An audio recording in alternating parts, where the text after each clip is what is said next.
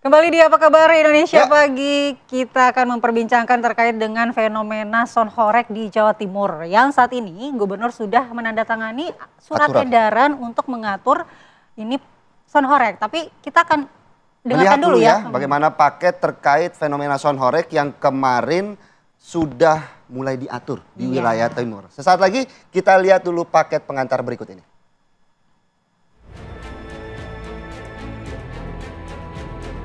Musik dengan suara keras hingga menggelegar atau biasa dikenal dengan sebutan sound horeg terus menuai pro kontra. Kemunculan sound horeg yang awalnya sebagai hiburan di wilayah Jawa Timur dan Jawa Tengah seiring waktu menimbulkan permasalahan. Sound horeg memang memberi ruang hiburan bagi masyarakat, namun juga memunculkan konflik sosial. Tidak jarang warga terganggu dengan suara keras sound horeg, apalagi tak jarang digelar hingga larut malam. Kebisingan musik sound horeg menimbulkan gangguan serius. Tak sedikit insiden suara bass ekstrim dari sound horeg membuat rumah bergetar, genteng hancur, hingga kaca pecah. Fenomena battle sound horeg sebagai adu kekuatan sound system tidak hanya di daratan, namun juga merambah ke wilayah perairan. Belum lama ini, sejumlah perahu membawa peralatan sound system dengan speaker berukuran besar dan daya tinggi di pesisir Laut Pasuruan, Jawa Timur. Kegiatan tersebut menjadi sorotan karena dinilai mengganggu ekosistem laut.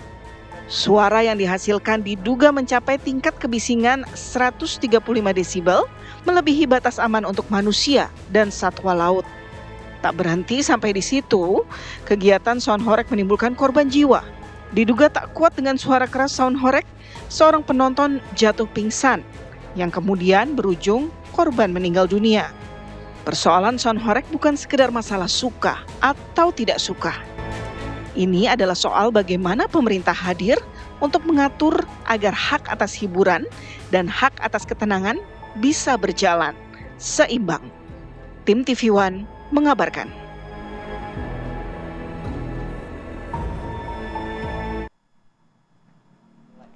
Ya pemirsa, kita akan perbincangkan Ya. bagaimana kemudian aturan sound horeg ini yang sudah ditandatangani oleh Gubernur Jawa Timur. Apakah ini akan memberikan ketertiban, Betul sekali. akan memberikan juga rasa aman, tapi apakah juga ada rasa keadilan bagi para pengusaha sound horeg nih.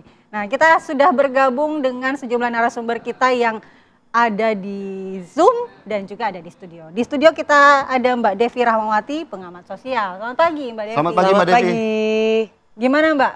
Suka dengar musik gak? Oh pasti dong, musik itu kan Kenceng-kenceng bagian dari gak nih dengernya? harus kenceng biar seru, Iya ya, kan? itu juga nih. Kan banyak juga yang suka musik Itu harus yang kenceng. slow juga ada, tapi ada juga yang demen yang kenceng suaranya begitu ya. Tapi kita juga akan menyapa Tersambung dulu, ya iya. dengan sambungan Zoom sudah ada Ada- Muzahidin selaku pengusaha sound horeg atau biasa dipanggil Mas Bre. Selamat pagi Mas Bre. Selamat pagi. Ya, Baik, kami juga akan terhubung dengan Emil Dardak selaku Wakil Gubernur dari Jawa Timur. Selamat pagi Pak Emil. pagi. Iya. Ya, Pak Emil dulu kita tanya nih. Betul sekali. Bagaimana sih aturan yang sudah ditandatangani oleh Pemprov Jawa Timur ini? Mengatur apa saja Pak Emil? Ini sebenarnya surat edaran dan yang menandatangani ini Forkopimda, terutamanya Oke. Bu Gubernur, Pak Kapolda dan Pak Pangdam. Jadi surat edaran ini merajut ya peraturan-peraturan yang sudah ada ke dalam sebuah surat edaran sehingga lebih memudahkan bagi masyarakat maupun juga seluruh pihak terkait untuk memahami aturan yang sudah ada dari sananya dalam kaitan dengan kegiatan yang menggunakan pengeras suara. Gitu. Baik. Oke, kita ingin tahu poin-poin apa saja sih yang diatur Pak Emil, apakah terkait dengan batas suara, kemudian mungkin acara-acara apa saja yang diperbolehkan, boleh dijelaskan sedikit Pak Emil? Iya, jadi ada terminologi yang menarik yang ditempatkan di sana yaitu apakah sound system atau pengeras suara ini digunakan statis atau digunakan sebagai bagian dari sebuah karnaval atau pawai. Karena kalau statis tentunya itu adalah satu eh, penggunaan yang sangat berbeda ya tadi dengan kalau dia jadi bagian dari pawai. Kalau dia jadi bagian dari pawai, maka penggunaan kendaraannya ini sendiri juga menjadi sangat penting. Sehingga harus ada kepatuhan terhadap aturan-aturan mengenai penggunaan kendaraan di jalan. Nah, ini batasannya kontekstual ya dengan itu gitu. Kontekstual. Nah, kalau Oke. misalnya kita bicara mengenai pawai atau penggunaan atau sekarang kan terminologi yang menarik adalah karnaval. Karnaval itu kan pawai. Apalagi ini bulan Agustusan gitu. Nah, kan tergantung juga rute yang dilewati. Kalau misalnya itu Mhm. rute yang tergolong jalan pemukiman ya tentu berbeda persyaratan batasan desibel yang diterapkan. Jadi itu batasan desibel yang disesuaikan dengan lokasi, dengan rute, tapi ada rute-rute yang jelas-jelas zona merah yang tidak boleh. Misalnya fasilitas kesehatan, tempat peribadatan, ya itu yang kemudian tidak diperkenankan lah untuk kemudian ada penggunaan pengeras suara yang mengganggu gitu. Baik Pak Emil, kami juga penasaran Pak dengan terkait aturan yang diterbitkan ini apakah merupakan salah satu langkah yang dilakukan oleh pemerintah Mhm. Jawa Timur begitu ya untuk kemudian masih berupaya menggandeng seluruh pengusaha sound horeg mengingat ini juga bisa dibilang kebudayaan lokal ya di sana ya Mhm. Pak Emil. Ya, intinya kan kita mengapresiasi niat baik dari seluruh pihak ya, ingin Oke, menyuguhkan hiburan kepada masyarakat. Nah, tugas dari pemerintah itu kan adalah menjaga harmoni tadi. Ada ya ketentraman, ketertiban yang harus dijaga, bahkan kesehatan. Nah, ini juga penting karena mulai muncul generalisasi. Mohon maaf kalau saya boleh bercerita bahwa video di awal yang ditampilkan sebelum pada tayangan ini kan menampilkan sesuatu mengenai sound horror ya ini video yang lagi ongoing juga ini ya. Eh, ya Mhm. Kemudian yang menjadi kesan yang muncul kan adalah salah satunya dampak negatif yang timbul. Ada yang ditunjukkan bagaimana video itu eh, sound system pengeras suara itu kemudian pada saat diangkut merusak fasilitas umum supaya bisa lewat ya. Nah, hal-hal seperti ini kan tentunya belum tentu terjadi di seluruh penggunaan pengeras suara. Nah, inilah sebabnya kemudian dengan adanya aturan ini, penegakan dari batasan-batasan tersebut menjadi lebih handal. Sehingga kita bisa memberikan sebuah pegangan bagi masyarakat dan bagi pelaku usaha yang ya mereka ingin mencari rezeki yang baik lah sebenarnya begitu. Jadi ini Mhm. bertujuan, kalau ditanya tujuannya apa melindungi ya intinya melindungi masyarakat. Masyarakat itu ada pada sederhananya ya ada masyarakat.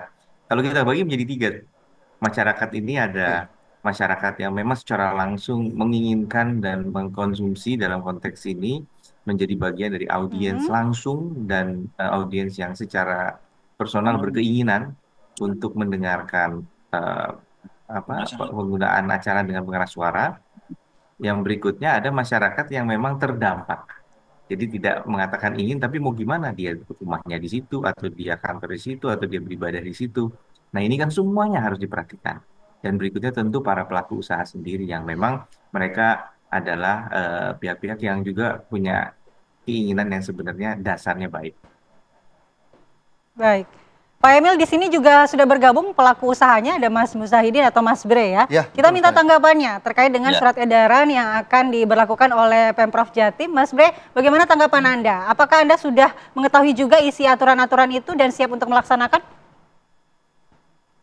ya, kemarin kita juga baca dari teman-teman untuk surat edarannya, ya kita siap. Jadi kita siap juga mengikuti aturan yang berlaku di beberapa wilayah di wilayah-wilayah tertentu. Jadi kita terus mengikuti semua yang ditetapkan. Artinya Iya, pelaksanaannya Mas juga Bre kita termasuk batas menyesuaikan dengan suaranya ya? lingkungan, menyesuaikan semuanya. Gimana? Ya Pak Termasuk Bres, salah satu poin yang diatur oleh Pemprov adalah batasan suara. Mengingat sound horeg ini kuncinya, marwahnya mungkin ada di suara, iya, kualitas suara suara, yang kencang makanya kerasnya suara. bergetar kan? Seperti apa kemudian sound horeg ataupun Mas Bre melihat aturan ini? Iya, kita juga tetap harus mengikuti aturan yang berlaku aja. Jadi kita Oke. volumenya juga kita atur, penataannya jumlahnya juga kita atur sesuai dengan yang diizinkan di wilayah setempat. Jadi Baik, nggak seperti Mas, dulu lah intinya. Oke, tidak seperti dulu lagi. Tapi selama ini memang seberapa besar sih suara dari sound horeg itu, Mas Bre? Karena beberapa waktu yang lalu juga ada kejadian yang seorang warga meninggal dunia saat mengikuti Ya. karnaval dan di situ mendengarkan sound horeg. Lama ini ya sesuai permintaan aja, sesuai permintaan bagi penyewanya. Ya, Oke, biasanya ada yang minta sampai paling- berapa besar? ya rata-rata 12 sub, 15 sub gitu kalau dipakai truk. Itu berapa Ya. desibel, Mas Bre? Kalau dihitung desibel itu relatif ya. Kalau desibel itu ngitungnya dari berapa meter dari suaranya itu kita juga belum paham kalau itu. Kalau Oke. diukurnya secara jauh ya kan pasti enggak sampai 120, enggak sampai. Oke, baik. Mungkin kita ke Mbak Devi ya. Mbak Devi melihat fenomena sound horeg ini yang akhirnya membuat sebelumnya ada MUI yang mengeluarkan fatwa haram jika memang itu dampaknya tidak baik. Kemudian berikut Pemprov Jatim sudah mengeluarkan surat edaran secara resmi. Tanggapan Anda? Ya, musik keras dan pawai itu bukan hanya milik Indonesia. Negara-negara maju bahkan lebih dahulu melakukan hal itu. Bagaimana kompetisi audio yang keras itu juga dilakukan di Inggris, di Amerika, di Karibia dan di mana-mana. Oke. Dan itu menjadi satu festival budaya sendiri gitu ya. Artinya apa yang sekarang dilakukan menurut saya sudah sangat baik karena artinya sudah ada jalan tengah. Yang kita yang kurang pas itu kan kalau melarang tanpa memahami ataupun membiarkan tanpa mengatur. Ini kan sekarang justru kita berada di jalan tengah yang bijaksana dan bijaksini. Satu, Bijaksana, bijaksana. kebebasannya diperoleh karena artinya tetap boleh kok, bukannya nggak boleh gitu ya. Tapi kemudian keteraturan juga dijaga. Artinya tempatnya dipilihkan, jamnya juga disesuaikan, sehingga masyarakat yang juga punya hak untuk memperoleh ketenangan bisa jalan terus, masyarakat yang mencari hiburan juga bisa gas. Nah kan ini yang menjadi satu hal yang menurut hemat saya menjadi satu peluang yang baik secara ekonomi tidak terganggu. Masyarakat yang mohon maaf ini kan menjadi bagian dari hiburan sederhana yang bisa diperoleh oleh masyarakat dari kalangan menengah ke bawah. Artinya kita jangan cerabut kebahagiaan itu, tapi juga ada masyarakat yang memang membutuhkan ketenangan. Nah, aturan-aturan yang ada ini menjadi satu hal yang serius diperhatikan juga karena toh saya yakin tidak ada satupun niat pemerintah daerah untuk kemudian menutup keran-keran ekonomi. Ini kan menjadi satu peluang sendiri gitu ya. Dan ini kalau misalnya dikelola serius, ini bisa menjadi wisata internasional juga karena kan ini juga melibatkan kreativitas baru dengan model yang baru yang berbeda dari negara-negara lain.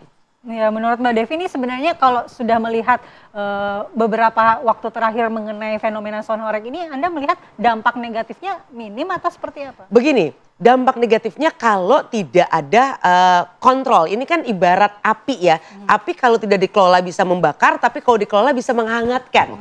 Nah, artinya bagaimana yang juga menarik adalah ketika dalam pelaksanaannya itu kemudian mulai mendobrak norma yang ada. Mohon maaf, penggunaan alkohol misalnya. Lalu mohon maaf aksi-aksi berdansa yang mungkin tidak sesuai dengan budaya kita. Pakaiannya mungkin relatif minim atau hal-hal lain dan sebagainya. Ditambah tadi secara teknologi ini kemudian berpotensi bahkan yang kita sudah lihat sendiri. Artinya ini bukan sebuah mitos atau gosip. Bahwa memang ada orang yang kemudian rumahnya menjadi terlalu bergetar karena kemudian ada yang runtuh dan sebagainya, tentu saja ini kan tidak kita inginkan. Tapi kalau itu ditempatkan di satu daerah yang silahkan bebas gitu ya dan artinya pemerintah juga sudah menghitung antara jarak dan sebagainya aman, nah itu tentu tetap bisa beroperasi kan. Oke. Kita mau ke Pak Emil juga, bagaimana kemudian Pak Emil mendapatkan tanggapan yang respon cukup positif ya, bagaimana melihat, tapi dari Pemprov sendiri bagaimana kemudian akan menegakkan aturan ini ke depannya, begitu? Ya, sebagaimana disampaikan oleh saya panggil Mbak Devi ya, yang Ya. memang berusaha melihat dari dua perspektif tadi. Betul sekali, memang pola berpikirnya seperti itu bahwa pertama begini, banyak sekali mungkin dilandasi oleh fokus terhadap dampak-dampak yang negatif yang terjadi. Dari semua hal biasanya ada dampak negatif dan positif. Tapi tentunya yang menjadi perhatian beberapa waktu ini adalah penggunaan pengeras suara gitu. Mungkin bahasanya udah istilahnya apakah kita ingin mematikan gitu. Sebenarnya bukan mematikan tapi menjaga. Menjaga. Nah, mungkin pelaksanaan di lapangan memang lebih sederhana. Kalau boleh ya boleh sekalian, kalau enggak sekalian gitu. Los sekalian atau dimatiin. Jadi memang penegakan aturan di lapangan betul sekali ini menjadi penting. Tadi Mas Brewok ya menyampaikan ini ukur desibel dari sebelah mana. Betul, kalau diukurnya orang kan dengerin nggak langsung ditempel kupingnya ke speaker, apalagi speaker segede gitu gitu. Jadi ada standarisasi sebenarnya bagaimana mengukur. Sebenarnya juga contohnya saya kemarin ada di perjalanan terus lewat hajatan. Terus di hajatan itu ada penggunaan pengeras suara yang kemudian kerasa sampai di mobil yang saya lewati juga saya di dalam kerasa gitu. Terus saya tanya sama teman saya, tim saya di mobil. Ini kategorisasinya apa? Sound system apa? Apa yang sering disamain horor atau bukan? Atau juga ya Pak. Nah kalau buka sebenarnya yang bukan konsep dengan style horror juga ya ada keras juga ya ternyata ya gitu. Jadi sebenarnya eh, ini kita tidak ingin kemudian terkotak-kotak dan parsial dalam menyelesaikan permasalahan. Jadi penggunaan pengeras suara ini bahkan kita bahas juga untuk demo misalnya. Demo baik-baik Ya. saja menggunakan pengeras suara, tapi sekarang kadang-kadang demo juga dibarengi dengan penggunaan pengeras suara yang luar biasa jumlah speakernya misalnya, dan itu juga bukan untuk membatasi aspirasi masyarakat, bukan bebas lah masyarakat boleh, tapi dalam konteks ini hati-hati kalau lewat rumah warga maksudnya jangan sampai kemudian warga juga terdampak. Jadi tidak secara parsial, kita bicara pengeras suara secara holistik semua. Jadi kadang-kadang ada yang memang misalnya model seperti Mas Bro tadi juga saya senang Mbak Devi bicara mengenai karnaval, karena karnaval ini ada di Inggris, ada di Brazil, ada. Nah, mereka biasanya mobil itu kan dihias. Nah, dihias. Nah, saya melihat kreativitas teman-teman kan menghias mobil dengan lighting yang menarik, ya, menggunakan lighting, menggunakan coloring yang menarik, gitu ya. Nah, sehingga tinggal bagaimana kita mencari sebuah titik tengah yang pas. Kami tergolong optimis. Tentu sesuatu yang berusaha untuk menyelesaikan masalah tidak langsung mulus di depan. Akan ada proses-prosesnya, tapi ini kami yakini, kami cukup optimis kita bisa mencari titik temu dalam pelaksanaan di lapangan yang sesuai dengan aturan, tapi masyarakat tetap terhibur. Baik, nanti kita juga ingin tanya Pak Emil, apakah nanti aturan ini akan ditegakkan dengan pengawasan dari Satpol PP misalnya, Betul sekali. tapi kita jeda terlebih dahulu di Apa Kabar Indonesia Pagi.